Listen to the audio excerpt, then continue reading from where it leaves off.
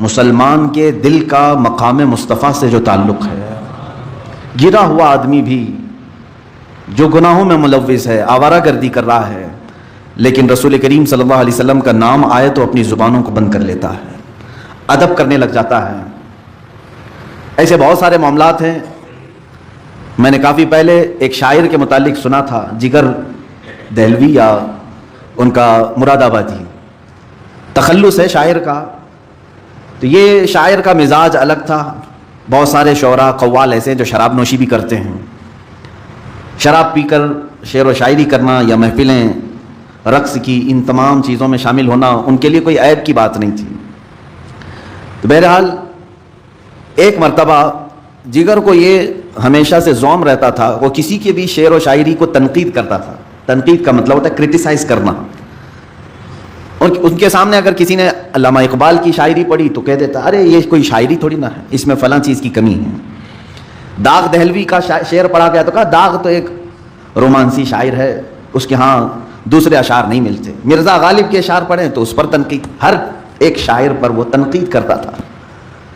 اور شاگرد جو ہے مزہ لینے کے لیے اس طرح چھیڑتے بھی رہتے تھے، فلاں شاعر کے بارے میں کچھ کہیے، فلاں شاعر کے بارے میں۔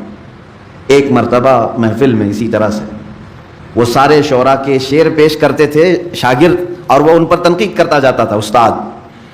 اچانک محفل میں ایک شاگرد نے رسول کریم صلی اللہ علیہ وسلم کی ایک حدیث پڑھ دی اور کہا ان کے بارے میں آپ کا کیا خیال ہے؟ ہر شاعر کے بارے میں آپ کرٹیسائز کرتے ہو، تنقید کرتے ہو، ان الفاظ کے بارے میں، ان جملوں کے بارے میں آپ کا کیا خیال ہے؟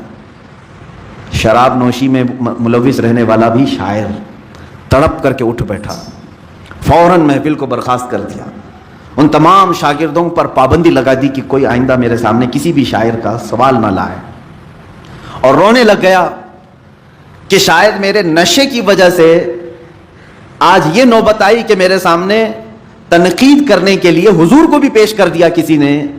کیا میں اتنا گر گیا کہ نبی کونین صلی اللہ علیہ وسلم کی بھی باتیں تنقید کے لیے پیش کی جائیں؟ اتنا رویا، اتنا رویا۔ بعد میں اخبار یہ ملتی ہیں کہ زندگی بھر کبھی شراب نوشی یا پھر کسی دوسرے لہو و لعب کی طرف اس نے ہاتھ تک نہیں لگایا، اسی ایک غم میں پھر پوری زندگی گزاری اور انتقال ہو گیا۔ میں کہنا یہ چاہتا ہوں میرے عزیزوں، مسلمان کا تعلق جو مصطفیٰ کریم صلی اللہ علیہ وسلم سے ہے، چاہے وہ گرا ہوا ہی کیوں نہ ہو، اخلاقی پستی میں کیوں نہ ہو، لیکن نام مصطفیٰ آتے ہی وہ ادب کا مظاہرہ کرتا ہے۔ ہمارا خود کا معمول یہ ہے کہ ہم جس حالت میں بھی ہیں، میرے آقا کا نام آئے تو ہم اپنے لبوں کو سے اپنے انگوٹھوں کو چومتے ہیں اور پھر آنکھوں سے لگا لیتے ہیں۔ یہ ادب کا ایک مظاہرہ ہے۔